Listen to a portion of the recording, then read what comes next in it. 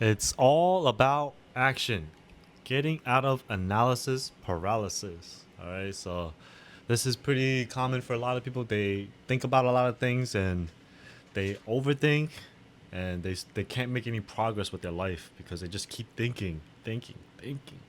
All right, so we're gonna help. I'm gonna give you guys some tips on how to overcome overthinking and then start making some progress in your personal, professional life. Let's dive in. All right, so what is analysis paralysis? Let's really define what it means, what it is. Okay, the definition is pretty much overthinking to the point where no decision or action is taken. Right, so you're thinking so much to the point where you don't even do anything. Okay, this happens a lot to me when I was younger. Right, uh, when I was faced with the fear of approaching a girl, right? This happened to me very often when I was like very young, right? And I would see like a really beautiful girl in class or in public, and I would want to go up to them and talk to them, and I would be thinking about everything I was gonna say to them. I would think so much to the point where I never even did it. Like I would just keep thinking and just never do anything about it. So this is a pretty common thing, right? It happens to a lot of people, and the symptoms are indecision, procrastination, and just feeling overwhelmed, right? So when you are in that state, these are the feelings that you feel. These are the symptoms that you get, okay? And these will hinder you and hinder your progress and personal growth. Right? It's gonna really mess you up. I'm telling you right now, really mess you up. Okay, so let's identify the causes. Like, why do we even get stuck in the first place? Right? Like, what's causing this to happen? Basically, okay. So a few key points. Okay, is the fear of failure. Right. So a lot of times is you're worrying about, is this the right choice? Is this the wrong choice? Am I making the right choice going up to this girl to talk to her? Right? Is this the woman that's gonna be the mother of my child? You know what I'm saying? Like these thoughts and these fears are gonna make you not want to do it, right? So the fear of failure, or like let's say you know, oh, I'm gonna talk to this girl, she's gonna reject me so hard, she's gonna make fun of me, she's gonna laugh at me, right? These fears of or this fear of failure is gonna hold you back, right? That's one way of getting stuck, right? This is one way that causes us to get stuck. Another one is perfectionism, right? Expecting something to become perfect, right? Striving for the perfect solution for the problem, right? There's no such thing as perfect. Okay, let me just tell you that there's no such thing as perfect. You could strive for perfection, but there's never going to be something perfect, and some people get overwhelmed by that, right? They get stuck because they're trying to get a perfect result. Don't do that. Okay, over overload of information overload, right? This is another thing that causes you to get stuck, right? Too many options or too much information, right? You have too many options, right? So let's say like you're in a club or whatever, you're at a bar, there's so many women there, right? And then it's like, who do you talk to? Which one do I pick, right? And that these things do happen, and that causes you to get stuck sometimes, right? But don't let it get to you, because we're gonna go over some strategies on how to overcome them. All right. So number one, set a clear goal. Right. Define exactly what you want to achieve. Right. Let's say it's a girlfriend or wife. Right. Really have that goal in your mind. Like, okay, my goal is to get a girlfriend tonight. I'm gonna try to meet a girl that I'm gonna make my wife or some shit like that. Right. So really define and have a clear goal in place. Okay. Number two, limit your options. Okay. Narrow down your choices to make the decision easier. Okay. So let's say you're just trying to decide what to eat for dinner tonight, right? Narrow it down to like two or three options. What are you really feeling? Narrow it down to two or three choices. Because I live in New York. There's literally hundreds, maybe even thousands of restaurants just within the 1 mile radius, right? So it's tough to come up with a decision. So what you should do is narrow it down, two to three choices. Okay, I'm feeling tacos today. I'm feeling pizza, and I'm feeling burgers. Let me decide between those three. Really good, you know. Really narrow it down. Now, this one is important. Set a deadline. Okay, create urgency to force the decision. Okay, this one really helped me. Okay, because For me, sometimes I'll talk to myself. I'll literally tell myself like, "Yo, if you don't go talk to this girl right now, you're not gonna have a chance to do it in the future. You're never gonna. You might not even ever see her again, right? And this time window, you only have about 1 minute left until she's gone out of your life forever. Boom, you gotta get that done, right? Give yourself a sense of urgency. Give yourself a deadline, okay, and set it ASAP, right? You have 1 minute to get yourself ready to go talk to this girl. Boom, done, right? Next one, take small steps. Okay, so if you break down a really daunting task or a scary task into manageable pieces, this will make it so much easier. Okay, now for my example, like going up to a girl, right? This is very very common. If you go up to a girl or you want to go up to a girl, the thoughts come. You know, you're still thinking, overthinking, whatever. But the easiest way to get over that is to break that task down of getting the girlfriend into a very manageable task. What I do is I break it down to even the smallest task of me just getting up and walking towards her, right? That's the smallest task you can do, and it's the easiest trick that I've used to help me honestly to get that confidence, right? Just literally telling yourself, okay, I'm just gonna get up and just start slowly walking towards her, and then when I get closer, what I'm gonna do is just gonna say hi, right? Breaking it down to those very simple small tasks to the point where you can't fail, right? How can you fail getting up and walking towards somebody? You can't really fail that, right? So you do that. How can you fail by just saying hi to somebody when you're in front of them? It's really hard to fail that, right? So just break it down and just do it. Really small steps and then just do it. I'm telling you right now, it helps like crazy. Okay. Embrace imperfection. That's the next one. That's the final one of overcoming analysis paralysis, right? Embrace the imperfections. I'm telling you right now, nothing's gonna be perfect, and you have to just accept that no decision is perfect. If you make a decision, just live with it. Okay, there's not gonna be a perfect decision. All right. So like, let's say you decide to go talk to the girl, right? And she shuts you down. So what, right? Just accept that you decided to go talk to her, and now, even though she shut you down, it does not make you less of a man. It doesn't make you less attractive, right? It's just that she wasn't feeling you at the time. She wasn't feeling it, and just accept it, right? And then just move on. Just live with that, like, and then you have to change the mindset of what just happened, right? Just because she rejected, it's not anything. It's not a reflection of who you are. Okay, don't let it get to you. Okay. Next, tools and techniques to help you take action. Okay, now that you know the strategies, now I'm gonna give you some tools that you can use. Okay, so when you make a decision, right, you have to have a decision making framework, right? So let's say a very simple one that you could use is a pro and con list, right? A lot of people use pros and cons, right? What's the pro of me going to talk to this girl? What are the cons of me talking to this girl, right? These decision matrices are easy to help you really look at all the bullet points, all the points, and then help you make a decision, right? So if you have to, right, do that. Make a little, little sheet, do pros and cons, completely, completely reasonable. Pros and cons list. Do that. Another one is you could use productivity apps, right? So you could use apps that will help you plan and execute on whatever you want to do. So you could use like a to-do list, right? And there's apps like Trello or Todoist, right? But using those apps will help you stay on target and know what you are trying to do. So like for my example, let's say you're trying to get a girlfriend, right?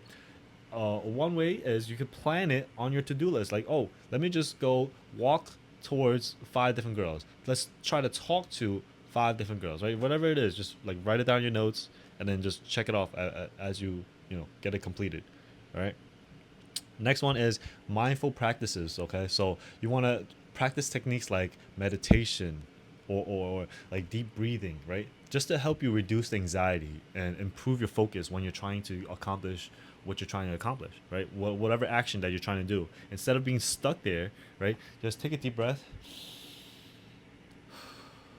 Just like think about it. Just not even think about. This is what I'm trying to avoid. Don't think about it. Don't overthink. But just think about just like the simplest task that you can do, right? Just like, and then just like, what can I do right now? Simple. Let me just get up and walk, right? That's as simple as you can get. Walk towards your target. Okay. So now we're moving on from tools and techniques. I'm gonna give you some real life examples. Okay. So one time, right? I'm gonna give you guys a story about how I overcame this one paralysis moment of me like trying to talk to this girl, right? This happens pretty often, but there's times where like you're on a subway. I'm on a subway, right? I'm going to work, going to school, whatever it is, and I'll see like this happens very often, right? I'll see like a very beautiful girl, sometimes multiple, right?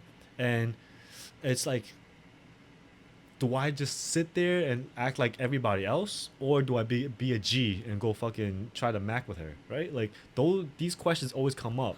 So one time, right, I I'm gonna tell you right now. One time, I do remember sitting across from this girl. Right, she was very cute. She's very pretty. She was very a little goth style. I like that. It's a little goth vibes. And I was like, yo, she's mad cute. There's not a lot of people in this train, right? And then I literally got paralyzed. I literally couldn't talk to her. I literally couldn't say anything to her for like a good like 5 minutes, right? I was like really working up the courage, and it's like it giving me anxiety because like I'm sitting here, she's across from, literally straight across from me, like we're face to face, and it's like kind of like it's like really hard for me to like work up the courage to go just talk to her because she's just like right across from me and there's like other people on the train, right? So what did I do?